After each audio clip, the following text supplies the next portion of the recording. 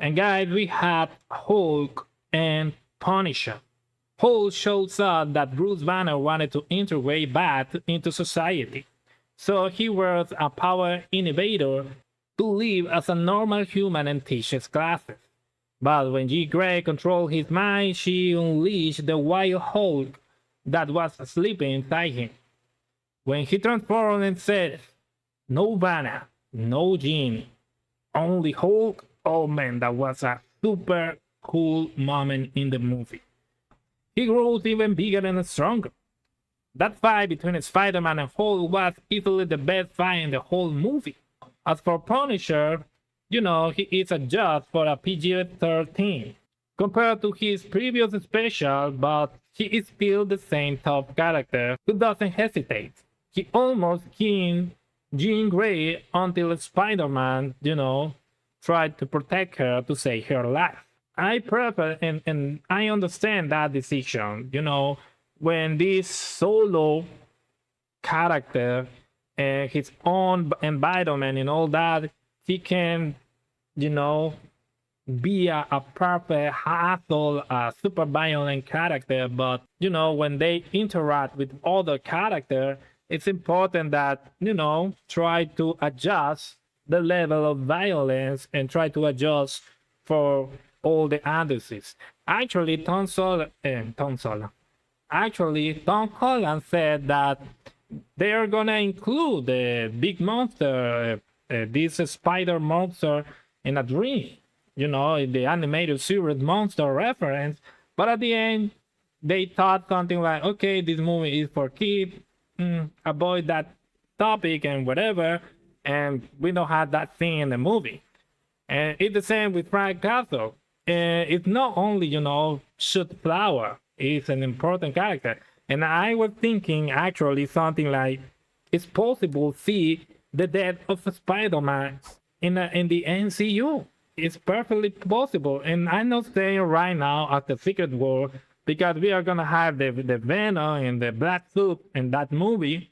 I mean, after 10 or 12 years, I mean, 5 years passed to get another Spider-Man movie. 5 years is insane, but it's possible, and we watched it in this movie. So prepare yourself because we possibly get the Spider-Man death in the MCU. I don't know when, but it's possible. A perfect angle that the MCU is for me possible. But well, guys, and overall, I felt the movie really started with the whole fight scene. Before that, the first 20 minutes or even 30 minutes, we didn't see the main threat clearly. But overall, I give the movie a 7 out of 10. And it's curious because all the crew of Spider-Man in the previous movie, I always thought that, that those annoying characters, I don't want to know about them. It's something like super stupid and NJ and the other guy. Ah, come on, man. This is absolutely stupid. But here was the best part of the movie. Was the best connection. With, the connection between Spider-Man and Ned, his best friend. The connection with NJ that in that moment, she said something like, "I don't love you because I don't know who you are." That is something really deep and it's something really important to the character. In that aspect, I love the movie.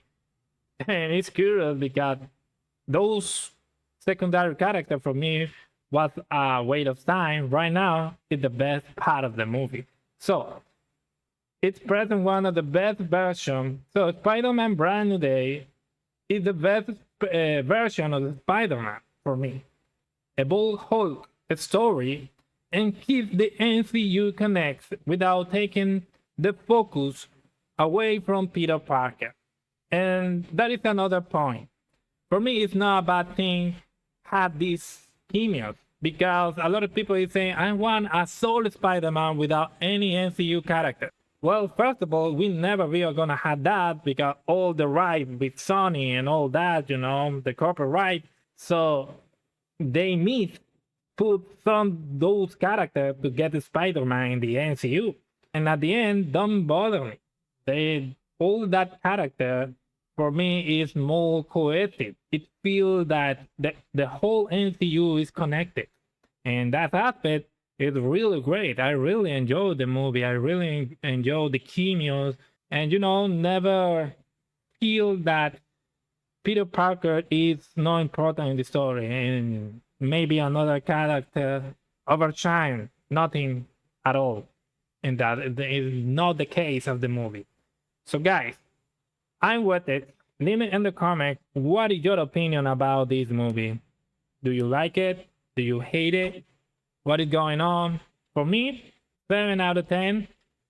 It's not the best movie of the Spider-Man. Spider-Man 2 is the best. And we had the best Spider-Man until now. Congratulations, Tom Holland. Subscribe and see you in the next episode. Bye bye.